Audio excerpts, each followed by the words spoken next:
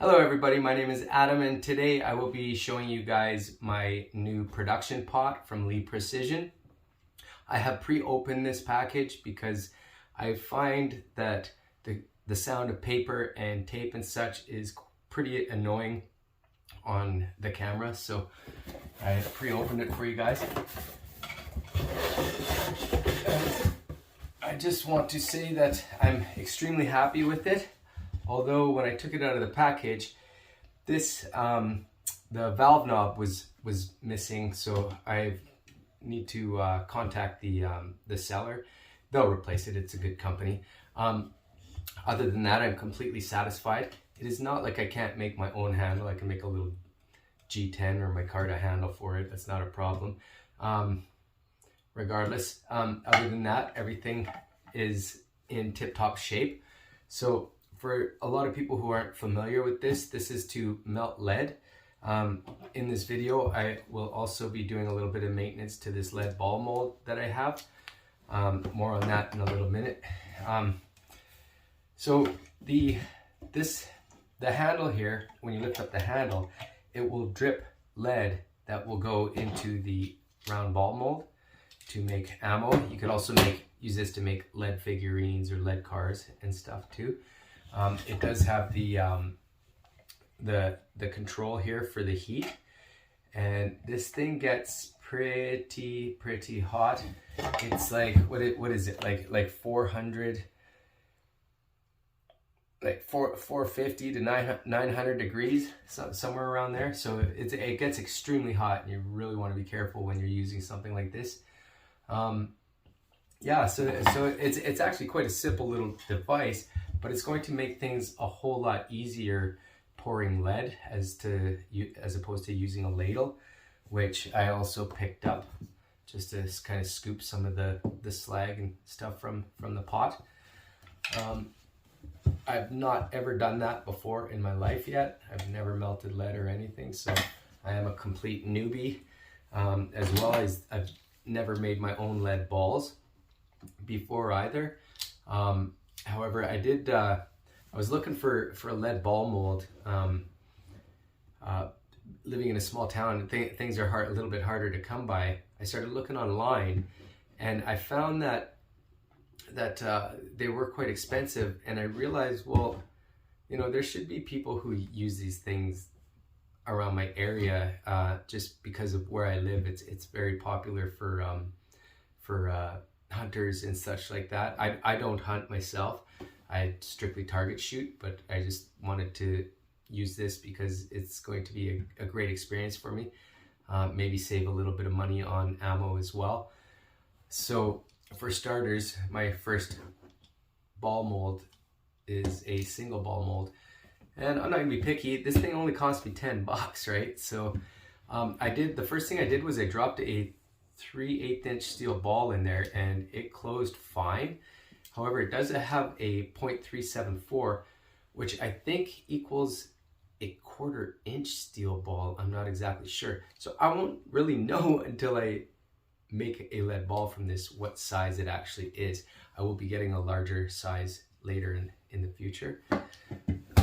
To clean this thing, I've got some stuff here. I got some rubbing alcohol. I got a toothbrush, and I got a couple Q-tips.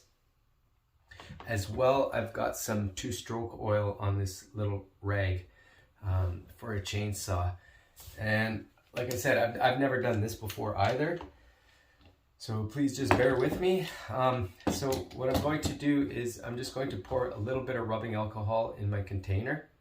Just a little bit. I don't need a lot, right? It's a tiny little mold. And I've got a used toothbrush here. And I'm going to go over the parts and pieces with the toothbrush very lightly. Just kind of making sure that I get a lot of the spots and stuff that look like they have a bit of crud. Now this is used, right? So it's not in the best of condition. Just going around the screw there. And from what I've gathered is you want to, of course, be careful with the with the mold itself, right? Because that's what's going to you can scratch it, you know, and that's what's going to be making my balls. So I don't want to be doing any damage to it whatsoever. So I'm just going over it with the rubbing alcohol and the toothbrush, making sure everything is nice and clean. As well, I'm going to open this piece up here a little bit just to get back there. And I'm very excited to be trying out making my own ammo. Now lead is very dangerous, of course, so you know I'm going to be using all precautions necessary. And there's only certain times when I can do it where I live, just because of the elements. And now I don't really want to get inside the ball mold itself. I don't want to be causing any damage, but what I will be doing is just going around the edges of the circle of the ball mold. There is a bit of lead still kind of left over inside the ball mold itself and on the edges, so obviously it was, you know, being used for the same purpose to make lead balls. And once that is done, I will go over the parts just one last time here. Now for the inner part, I'm going to see, so if you can see, it's got, you know, sure dirtied up the toothbrush quite a bit. As you can see, it's got I got some Q-tips here, and these I'm going to use for the inside of the lead ball itself, where the lead ball will be, and I'll just be going like that and just kind of getting inside there. Now as you can see, these are loose. They're actually supposed to be loose. That's what helps you helps the mold to adjust and stuff. And then once that's done, it will dry. I'll just kind of go around the rest of it with the Q-tip as well, just to kind of help dry it a bit.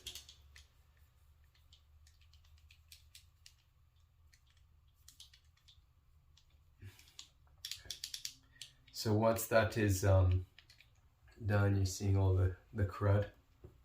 That's what I want off it, just to make sure it's in tip-top working shape as much as I can get it, so that when I am making my lead balls, this is not any part of my worry when I'm stuck in the middle of a session melting some lead. I don't want to have to do that if I don't have to, right? So there we go. And now that is done, and it's pretty much drying pretty fast. You can get these, you know, in various sizes. You can get 2 ball molds. This 1 ball mold. You can get a 2 ball mold, and you know, I've seen them up to 18. I've also seen some that have 9mm on one side and then 1/4 inch on the other. So you have 9. You're able to make 9 3/8 inch lead balls, as well as 9 1/4 inch lead balls on the other side. So I was kind of leaning towards that, but I think for now I'm just going to start out small and learn what I'm doing, which I think this pot is going to come in very, very handy with. Now, as stated, I got a cloth here with some 2-stroke oil, and I'm just kind of going over all of the parts with it, just to kind of make sure it's got some lubrication. Now, I don't want to be getting any of this oil inside the lead ball itself, so I will go over it with a Q-tip one last time, just to make sure it's you know, not got any stuff in there. I had an opportunity to buy some slugs, but like I don't hunt. I don't use guns and stuff, so I don't have a purpose for it. But I almost wish I would have bought one. They were cheap. I almost wish I would have bought one. It was a used one, but I think it would have just been fun to experiment shooting with different different shaped ammo from a slingshot would have been fun. So if that opportunity comes back and I see them again, I will probably pick that up. So this thing is in not too bad a shape for 10 bucks. Of course, the bigger you get with them, the more expensive they are, and that's the way it goes. I'm just gonna quickly go over the holes one last time, just to make sure those are nice and dry.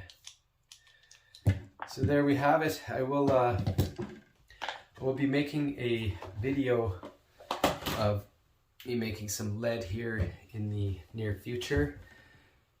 It will be my first time doing it, so it should be a pretty fun video. I just want to say thanks for watching. Please like and subscribe to my channel, and you all stay tuned, and you will see me making some lead balls here in the near future.